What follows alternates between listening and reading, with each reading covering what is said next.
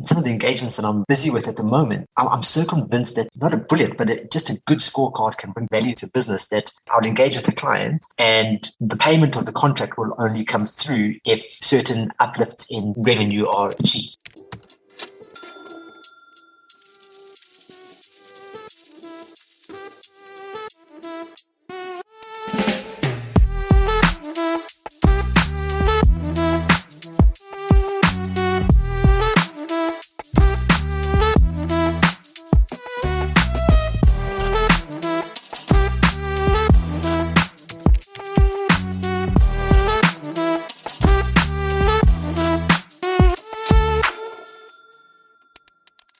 Welcome back to How to Lend Money to Strangers, the podcast about consumer credit strategies around the world. In my first episode, I spoke to Raymond Anderson about the long history of risk assessment and the more recent history of credit risk scorecards. But scorecards, like everything else in life, must pay their own way. So, today I welcome friend of the show, 20-year veteran of scorecard building and Chief Risk Officer for Hire, Graham Whitley of Quid Consulting. We're talking about the sometimes messy process of turning scorecards into real and measurable business benefits, and the role test and learn strategies play in this.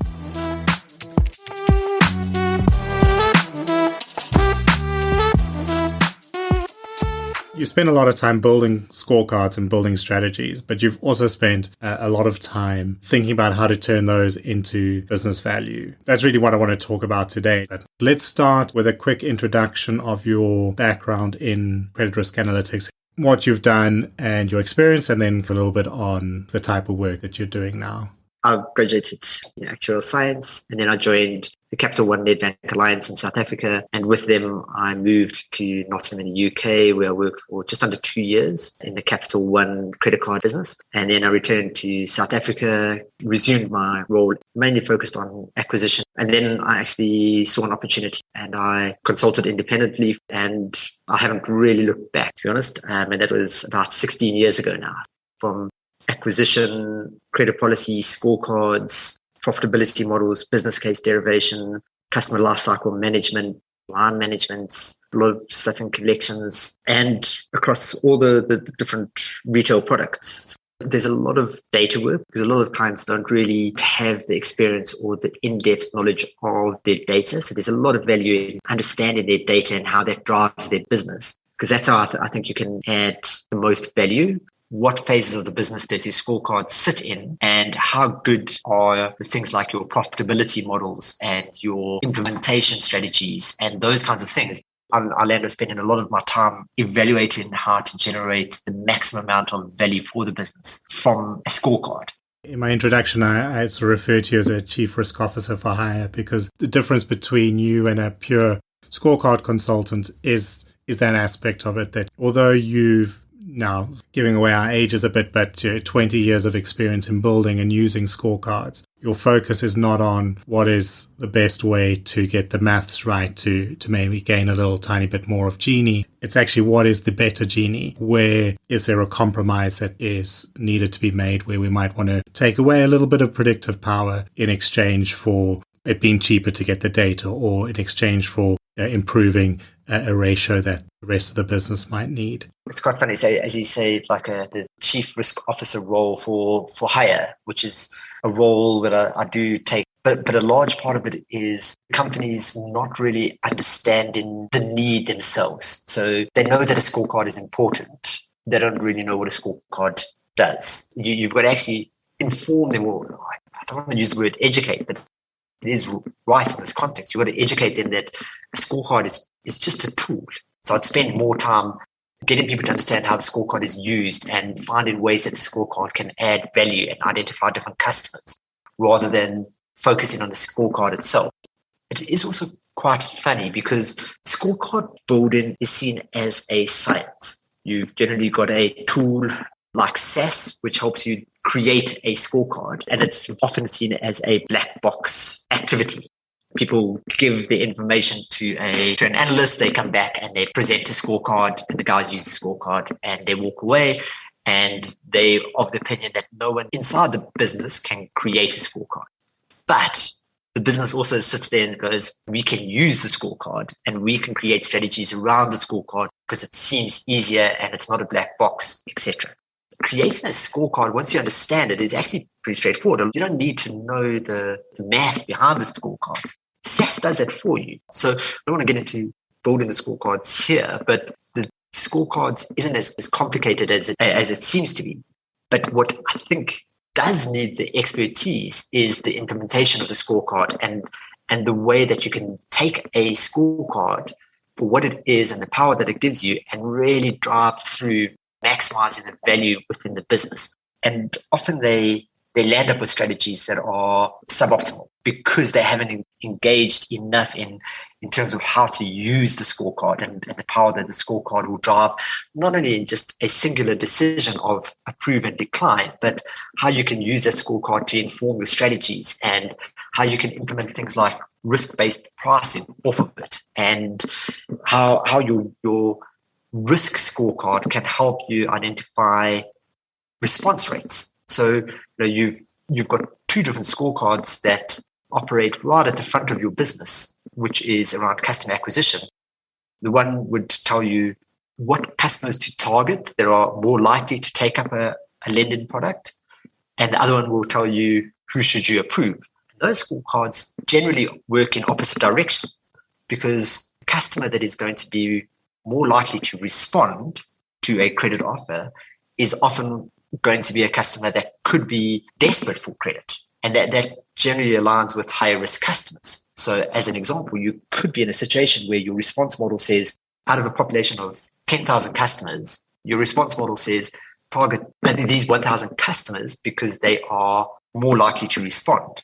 However, if they do respond, you might find out of those customers, you land up with 100 approved loans. So you've got to try and find a compromise between the two scorecards.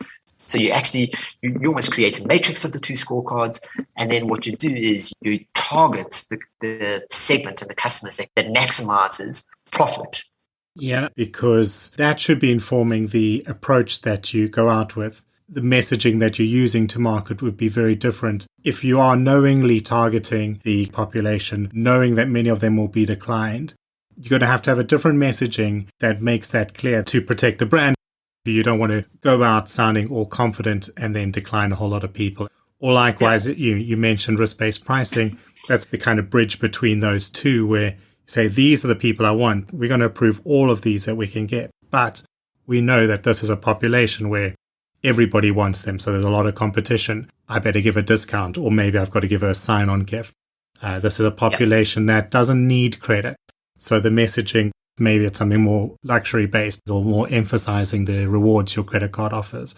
Maybe it's been done by marketing. Maybe it's been done by a team entirely divorced from the credit side, never mind the sort of analytics of the scorecard. But the thinking that the scorecard builder put in there is relevant and should be made available to these teams.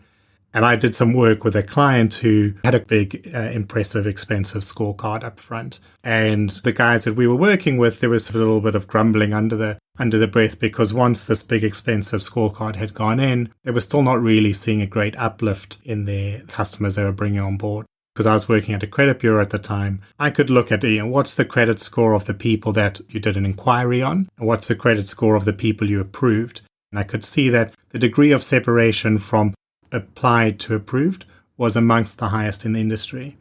So you could actually say that scorecard was doing its job very well. But when we looked at those same data fields, it was very clear that the quality of their through-the-door population, the quality who were applying at them, was really, really low. So we're saying you've spent a lot of money on a scorecard, but actually a lot of your problem stems from the people you're attracting to apply. So yes, the scorecard's good. You probably needed a new scorecard. It's probably worth the money you spent. However, you haven't addressed a big part of the problem, and that's your marketing. So perhaps it's your branding. Why are so many high-risk people applying to you? Is there something about your brand that's turning off lower-risk customers? And it's that big picture that's seen together, which would have been a lot more effective use of money than just building a new scorecard with a better genie. So I agree with that 100%. And I think that also comes back to the point that we made earlier, which was around the tools that support and surround your scorecard. If you can identify good customers that you want to target and bring on board, you're generally going to have to convince that customer. You're going to have to give them some kind of offer. And the danger there is I often find myself in a situation where you're having a meeting and people say, okay, we've got to make it more attractive for these customers to take up a product. So let's offer them a 2 or 3% rebate on the interest rate. And everybody gets excited about that and off you go. But that could then make that product unprofitable for those customers, despite being low risk. And this is where the understanding of your performance and your profitability is actually vital. What can you do to attract that customer? If you pre-approve the customer, what is the interest rate that they should be on? Or if you give an interest rate discount or a fee discount, all of those kinds of things become very, very relevant. Likewise, in that example that we spoke through earlier around the 1,000 high-risk customers that come on board, on the face of it, as we described it earlier, it didn't sound like it was a good decision for the bank. But if you could say to those customers, we'll give you a product, but bearing in mind your interest rate is going to be 5% higher than our standard offer, and that switches it around into a profitable nature, then that's good for the bank. And that's where risk-based pricing truly comes in. You push in that decision and that profitability earlier in the life cycle of the account. Just the one thing on the scorecard that people often overlook is people think that is the remit of a scorecard is how you approve customers. That's not always the case. It's a scorecard also helps you identify areas where activity shouldn't be conducted. So as an example, a collection scorecard is often overlooked and deprioritized. It's something someone does off the side of their desk. But a collection scorecard can add huge value by identifying customers that don't need to be contacted, customers that are going to pay without intervention. So good customers. And then you reduce your required capacity and you focus on the sweet spot, which is the customers that have a chance of paying if you contact them. And as I said, a collection scorecard is actually one of the easiest scorecards to be built. And I mean, you can probably build it in Excel. And I mean, I've seen impacts on collections where collections have jumped by 30 to 40% because you better focus in your activity on the customers who really, really need it. Yeah, because you've got the straight operational savings, but also then the ability to better work the customers where there's a chance of recovery. But the strategy and getting the buy-in, it's not an easy sell within a business often. Yeah, the collections topic as well as the pricing one we mentioned earlier are both conceptually fairly easy, but practically hard to measure unless we are doing champion, challenge, or test and learn. So I was going to pick this up later, but I think it's probably worth diving into now. If you were going to implement risk-based pricing, as you said, simply saying we'll give a 2% discount is very unlikely to be the way to do it. We're going to want to make sure that the discount we're giving is essentially as little as possible, but still big enough to change a decision. And we're also going to think through things like what is the best format. When I was in the credit card space, you wouldn't really want to talk about interest rate reductions because one, frankly, they're so high, you often don't want to tell a customer, hey, you're only paying 25%. They didn't realize they were paying 27 in the past. But two, practically speaking, a lot of people, particularly in the low risk space, the interest rate on the credit card is not something they think about because they intend to fully pay their balances each month. So maybe the discount is a sign-on bonus. So we have to find what's the optimal discount, the optimal form of a discount. When collections does not phoning this person change their behavior because I've identified them as low risk, but if I let them run too long, do they become high risk? Or simply to prove it, to give confidence to a manager, you might say, okay, this is what the numbers show, but we're going to do it in a small way to control the risk. All of that can only really be done properly with champion challenger approaches. So can you maybe talk a little bit about how you use champion challenger approaches, either to prove to an executive, to a client who's maybe a little bit unsure whether they trust the numbers enough to do something bold, or whether it is to measure and optimize a strategy? I mean, everything that I look to implement or any strategy that I look to roll out has to be done through a champion challenger approach, because there's just so many moving elements at any point in time that you have to understand the impact that your strategy is having. Having said that, there are challenges that come up. It's difficult to have two scorecards implemented at the same time from a decisioning point of view. And the other one, it lands up being a funny situation because at some point in time, you spend time convincing the executives that the new strategy is the best strategy. And then you finish up the conversation by saying, but we're only going to put 70% of the accounts through the new strategy and 30% are going to go through the old strategy, which we believe is substandard. And then growing businesses or the businesses that are new to scorecards and things like that, they're not a massive fan of that. They want to go big and they want to drive the value as quickly as possible. It's definitely a discipline that we have to get into and we have to force ourselves to stick with because, you have to operate in the realms of the known and not in the realms of, well, we think this happened. And that's why you absolutely have to have the champion challenger strategy, as difficult as it may be, and even sometimes do things manually. Make sure that test and learn becomes a staple and a integrated part of the business. I get that. Like I worked for a big established multinational bank who had champion challenger in their credit card issuing systems, but the two parts, 80% went down strategy A, 20% went down strategy B, as they had done for the last 2 years. That's not champion challenger. You can't just do two strategies for 2 years. And yes, we could compare one or two things to it, but it's test and learn. Champion challenger, it's about always updating. The new strategy might be great, it might be best, but slowly over time, people change their behavior because they're getting declined or because they're getting approved or because their limits are being increased.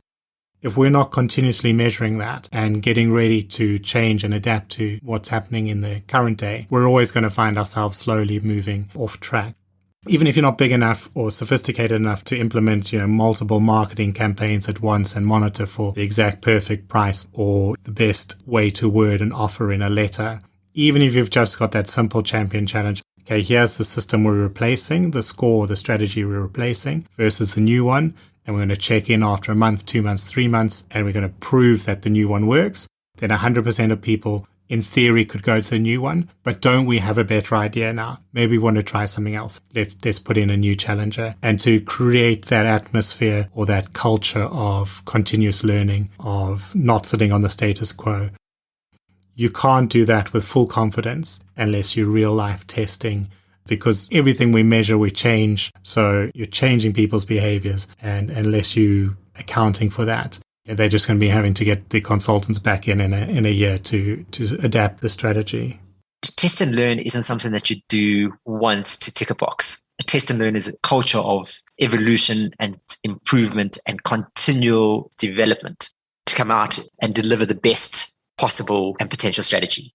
And it's something that you've got to do all the time, and you've got to be continually asking the question and pushing and trying to find those improvements. What I do find really helps is when you're putting in a new strategy based on a scorecard or a new scorecard is make sure that the success criteria are well documented. So you're looking for an improvement in a key metric, let's say customers who've missed 3 payments after 6 months. Let's say that's a critical metric and your conditions of success are a 10% improvement in that metric. That's an agreed outcome whereby if that condition is met, actions are taken. Because I often find, and especially with the smaller companies, data is sporadic, data is spiky, all of those kinds of challenges exist. But if you sit up front and you say, right, when we see this, then this is the action that we're going to take. That's very powerful. And likewise, the conditions of failure, because everybody wants the new strategy to be a success, but things don't always work out as we planned. Yeah, I think what's interesting there as well is that test and learn does create its own data. So you might be operating in a world where data is hard to acquire right at the moment, but by doing test and learn, you can create it quickly if you've thought through what you're actually testing and what those success and failure criteria are. In one of the other episodes, I'm talking to a fintech in the Philippines, and one of the things they're working with is a client base that doesn't have a lot of traditional credit data. And so they do lots of champion challenge, lots of test and learn campaigns very quickly. So they'll take a small risk on a customer and then try and learn as much as they can about that customer early on, because they see that as a way to create the data they need where it doesn't exist. The low and grow is a strategy that works well when there's little or no data, and you're effectively pushing back your scorecard from a upfront decision to a 3-month or a 6-month decision.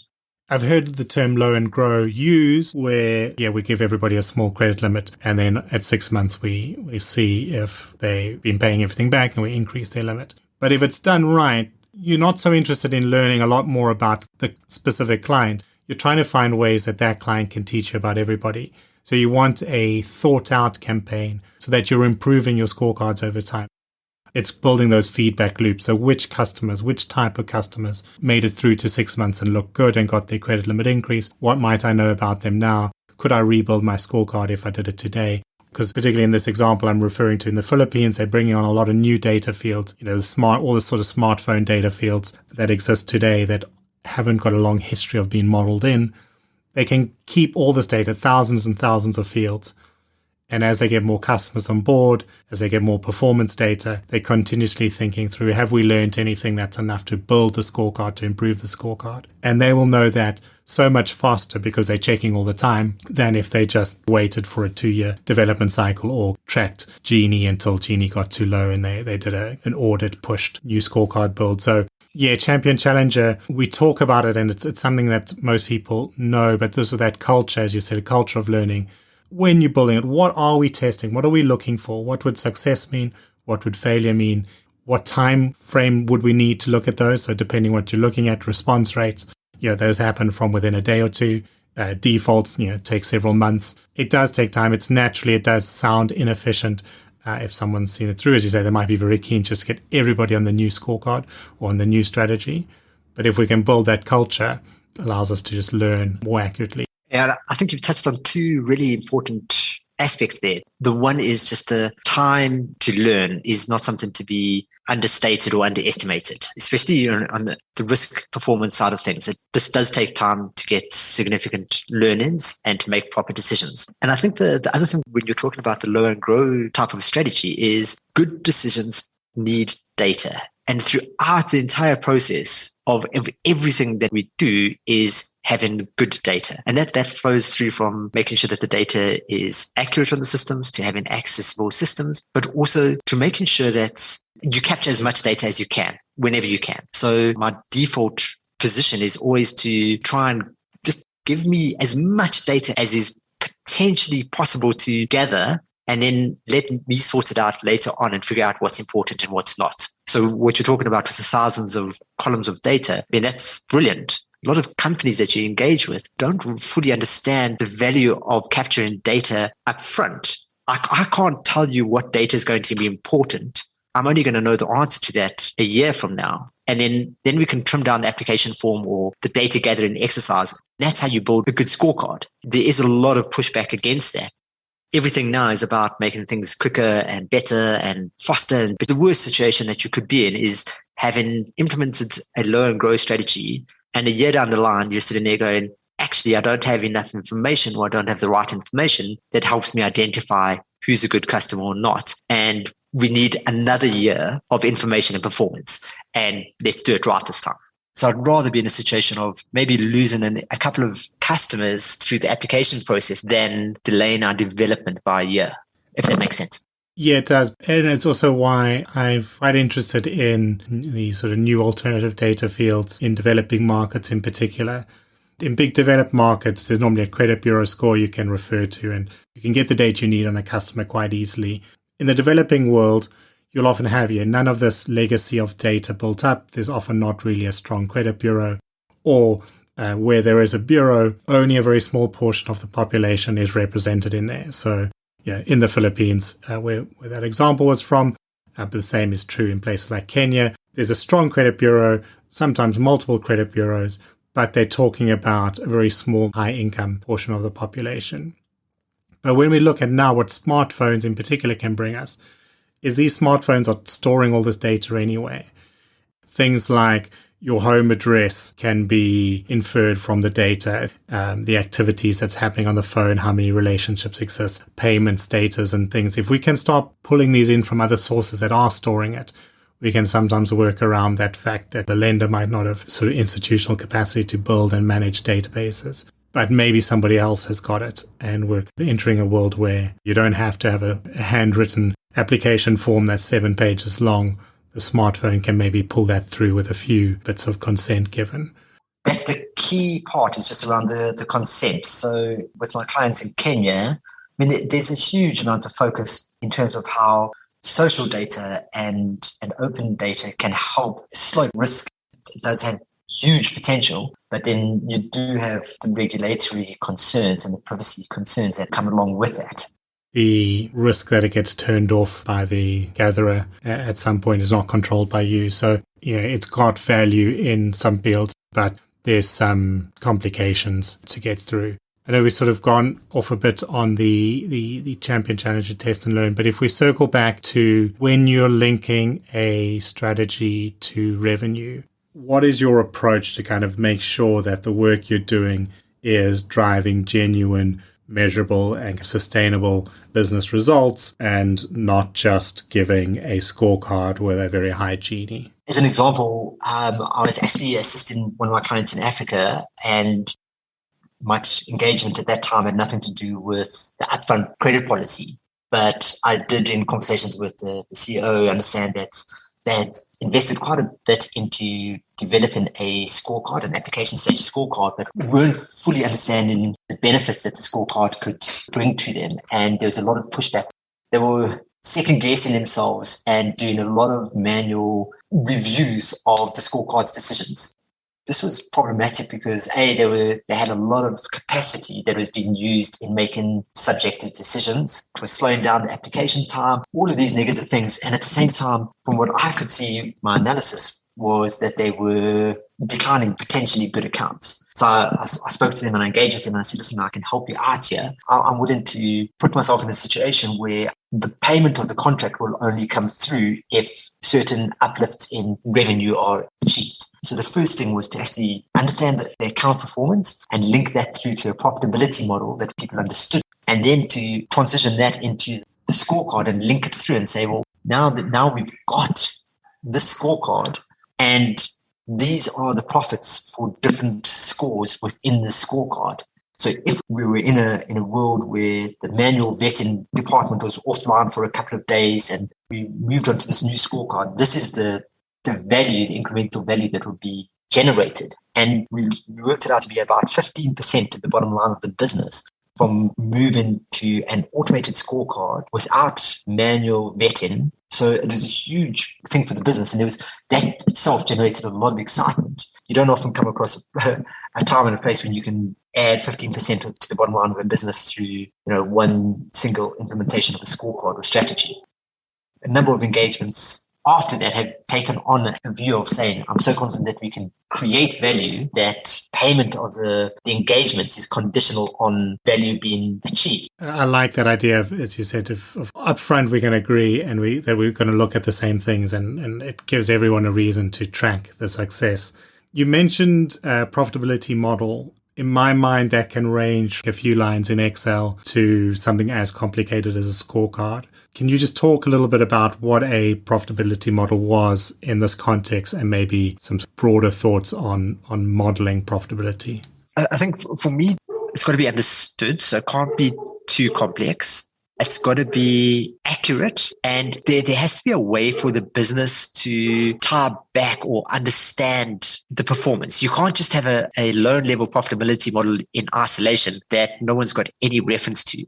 So I build an account level profitability model to go through and look at the performance of one average account that represents the portfolio. And then you multiply up to the portfolio size at a tranche level. And then that should reflect the portfolio as it is now.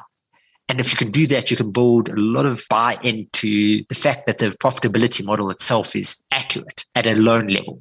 And then you can start modeling out different scenarios. What happens if the interest rate is 10% higher? What happens if risk is 15% lower? And you can do this on an average account level to create a very specific NPV on which specific decisions can be made. So if you can sit there and you can say a bureau score of 600 translates to a risk experience of X over time, 5% of the accounts default in month 6. So that really gives you the ability to make very, very powerful decisions within the business. And lots of gaming scenarios, like how do we model out glow and grow? How do we model out changes in interest rate? How do we model out bringing on board a fee? How do we model out changes in risk experience? What happens if we believe that in a year from now, we're going to have a better collections department and better collection strategies? How's that going to impact the present value?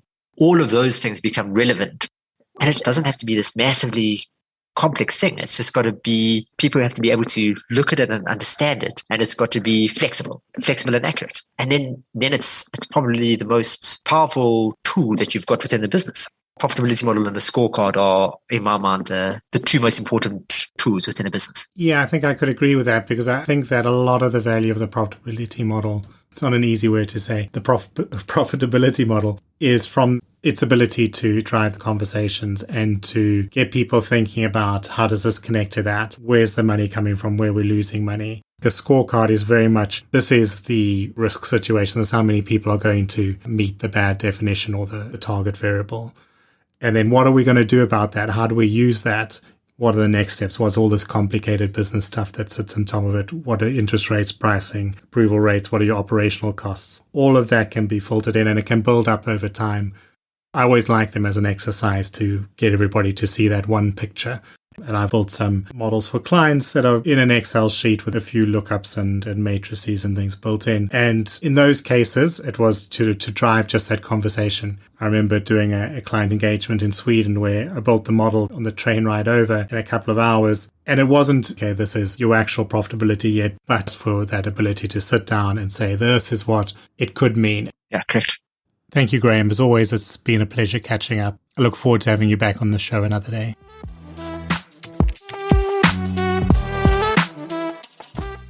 Georg Steiger is the co-founder and CEO of First Digital Finance, a fintech in the Philippines that's using advanced AI modeling and buy now, pay later product offerings to increase access to finance in that country. I'll be speaking to him next Thursday about how to lend to thin file or new to credit customers in developing markets.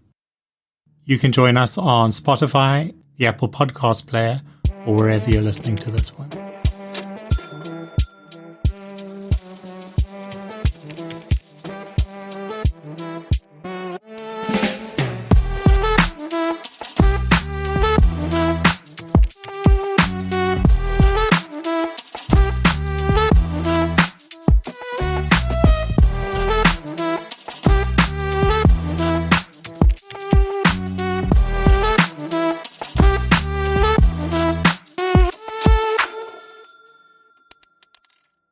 Look, to be honest with you, I'm not too stressed about getting the consultants back in because that's what keeps me employed.